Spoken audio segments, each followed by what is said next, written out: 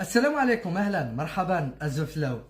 مهدي مرغم لاعب فريق اتحاد العاصمة سينضم إلى شبيبة القبائل وسيمضي رسميا خلال الساعات القليلة القادمة، في وقت كان الكل ينتظر ويتساءل ويبحث عن يوم وتاريخ وتوقيت التحاق فرحات. إدارة شبيبة القبائل تفاجئ الجميع بهذه الصفقة التي يعتبرها زنباور مفيدة بالنسبة لشبيبة القبائل. مهدي مرغم الذي لعب الشان وتواجد ضمن طبعا تعداد مجيد بوقرة ولاعب مغترب، التحق بفريق اتحاد العاصمة، بعدين فضل أن يغير الأجواء واختار شبيبة القبائل لتكون الوجهة المستقبلية بالنسبة إليه. جمهور شبيبة يعرف من دون شك هذا اللاعب الذي حمل ألوان كما قلت فريق اتحاد العاصمة، وهي الصفقة التي كما قلت لم تكن متوقعة ولم يكن هناك الكثير من الكلام عليها. في نهاية المطاف